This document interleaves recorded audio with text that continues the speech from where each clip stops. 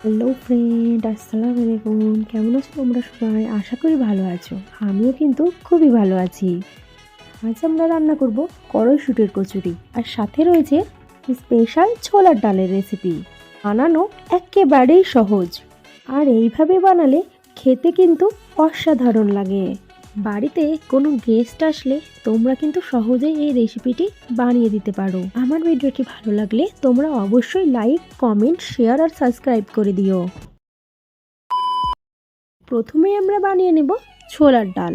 আমি প্রথমেই half cup ডাল 3 থেকে 4 ঘন্টা ভিজিয়ে রেখেছিলাম। দেখতে পাচ্ছ আমার ডালটা কিন্তু ভেজানো হয়ে আছে। ভালো করে ধুয়ে নিয়ে আমি একটা প্রেসার কুকারের মধ্যে ডালগুলোকে দিয়ে দিলাম। ডালের মধ্যে পরিমাণ মতো জলটা দিয়ে দিচ্ছি। তারপর দিয়ে দিলাম স্বাদ মতো লবণ আর সামান্য পরিমাণে হলুদের গুঁড়ো। হলুদ আর লবণ ডালের সাথে ভালো করে মিশিয়ে নিয়ে প্রেসারে 2টো সিটি দিয়ে নেব। বেশি সিটি কিন্তু দেব না, দুটোই কিন্তু দিতে হবে। এবার আমি একটা ফ্রাই প্যান বসিয়ে দিয়েছি। ফ্রাই প্যানটি গরম হয়ে গেলে তার মধ্যে দিয়ে দেব তেল। আমি সরষের তেল দিয়েছি, তোমরা চাইলে সাদা তেলেও করতে পারো। তেলটি ভালোভাবে গরম হয়ে যাওয়ার পর দিয়ে দেব এর মধ্যে কেটে রাখা আলুগুলো। সমস্ত আলুগুলো আমি দিয়ে দিয়েছি। এরপর দিয়ে দেব স্বাদ মতো লবণ আর হলুদ গুঁড়ো। আমি এখানে মিডিয়াম সাইজের 2টো আলু নিয়েছি, তোমরা চাইলে কিন্তু আরও বেশি আলুও নিতে পারো। আলুগুলোকে আমরা লালচা করে ভেজে নিচ্ছি। আপনারা আলু ছাড়াও কিন্তু একই রকমভাবে ছোলার ডালের রেসিপি এইভাবেই বানিয়ে নিতে পারেন।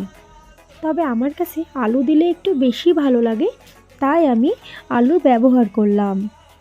আলু বেশ লালচা করে ভাজা হয়ে গেলে তখন আমরা একটি পাত্রে আলুগুলোকে তুলে নেব। তো দেখতেই পাচ্ছেন আমার কিন্তু আলু ভালোভাবে লালচা করে ভাজা হয়ে গেছে। এবার আমি আলুগুলোকে একটি পাত্রের মধ্যে আস্তে আস্তে ঢেলে নেব।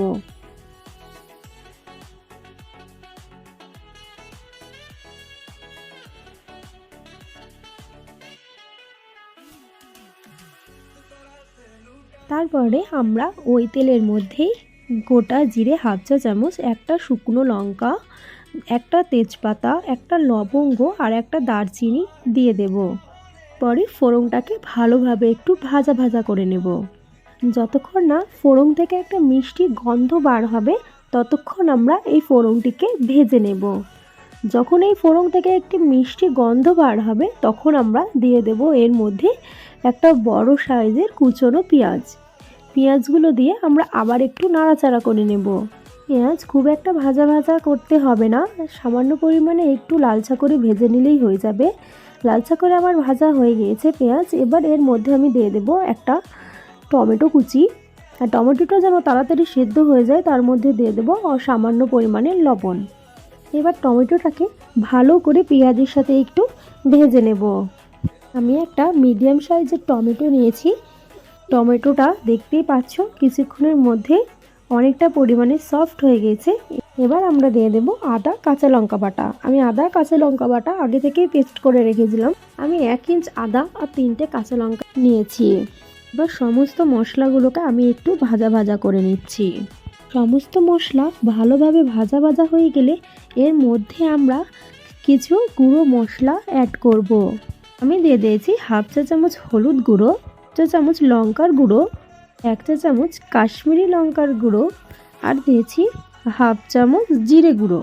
এরপরে আবারও মশলাগুলোকে ভালোভাবে ভাজা ভাজা করে নিতে হবে। মশলায় সামান্য পরিমাণ জল দিয়েও ভালোভাবে কষিয়ে নিতে হবে। মশলা যত বেশি কষানো হবে ততই কিন্তু ছোলার ডালটা টেস্ট হবে। আর স্বাদের জন্য দিয়ে দিয়েছি সামান্য পরিমাণে চিনি। চিনি আমি কিন্তু অল্পই দিয়েছি, বেশি দিইনি। এরপর মশলাগুলোকে আমি ভালোভাবে কষিয়ে নিচ্ছি। আর এইদিকে আমার প্রেসারে ডালটা সেদ্ধ করা হয়ে গিয়েছে। দেখো ডালটা কত সুন্দর সেদ্ধ হয়েছে। ডালটা কিন্তু একে অপরের সাথে ঘেটে যায়নি। এরকমভাবে কিন্তু আমরা ডালটাকে সেদ্ধ করে নিয়েছি। তোমরাও কিন্তু এরকমভাবে ডালটা সেদ্ধ করে নেবে। মশলাটা ভালোভাবে কষানোর পর মশলা থেকে যখন তেল বেরিয়ে যাবে তখন আমরা এর মধ্যে দিয়ে দেব সে ভেজে রাখা আলুগুলো দিয়ে আবারও আমরা 2 মিনিট মতো ভালোভাবে নাড়াচাড়া করে নিলাম। এই মশলাটা কিন্তু আপনারা যতই ভাজবেন ততই কিন্তু ডালের স্বাদটা দ্বিগুণ হবে।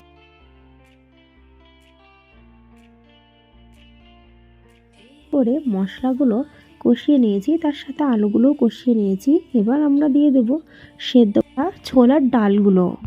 ডালগুলো দেওয়ার পর ভালোভাবে একটু নাড়াচাড়া করে নিলাম। আর ভালোভাবে নাড়াচাড়া করার পর এর মধ্যে আমরা দিয়ে দিলাম জল। তোমরা কিন্তু এখানে অবশ্যই গরম জল ব্যবহার করবে। ঠান্ডা জল ব্যবহার করলে কিন্তু ডালটার অতটা টেস্ট হবে না। তোমরা এখানে অবশ্যই গরম জল ব্যবহার করবে। তার আমরা ঢাকা দিয়ে 5 মিনিট রেখে দেব। 5 মিনিট পর আমরা ঢাকা সরিয়ে দেখে নিলাম। ডালটি কিন্তু দেখতেই পাচ্ছ তোমরা কত সুন্দর ফুটে গিয়েছে। এবার আমরা এর মধ্যে দিয়ে দেব ধনেপাতা কুচি। ধনেপাতা কুচি দিয়ে আবারও একটু ভালোভাবে নাড়াচাড়া করে নেব। দেখতেই পাচ্ছ আমার কিন্তু ছোলার ডাল একদম রেডি হয়ে গেছে। এবার আমরা একটি পাত্রে ঢেলে নেব।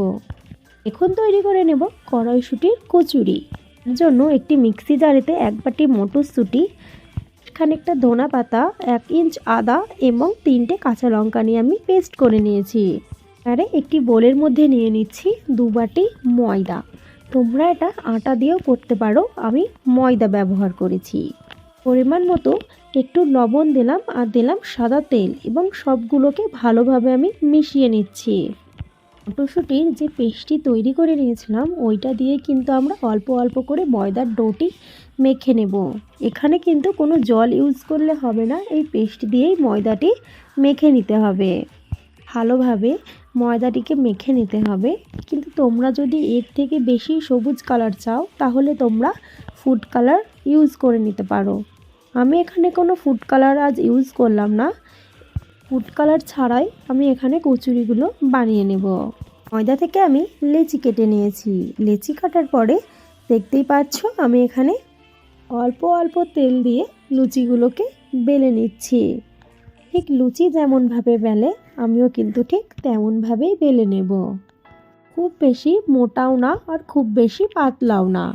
বেলে নেওয়া হয়ে গেলে কড়াইয়ে খুব ভালো করে তেল গরম করে নিয়েছি। তারপর একটা করে কচুরি তেলের মধ্যে দিয়ে দেব।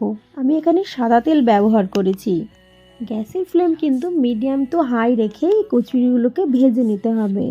গ্যাসের ফ্লেম একদমই লো রেখে ভাজবেন না, হাই রেখে এগুলিকে ভালোভাবে ভেজে নেবেন। তাহলে কিন্তু এগুলো ভালোভাবেই ফুলে উঠবে। আর অতি অবশ্যই কচুরিগুলোকে তেলে দেওয়ার আগে তেলটিকে ভালোভাবে গরম করে নিতে হবে। দেখতেই পাচ্ছ আমার কিন্তু কচুরিগুলো কি সুন্দর ফুলে উঠেছে। তো একইভাবে আমি সব কটাকেই ভেজে নিচ্ছি। দেখতেই পাচ্ছ আমি কিন্তু আরেকটা কচুরি দিয়ে দিয়েছি এর মধ্যে।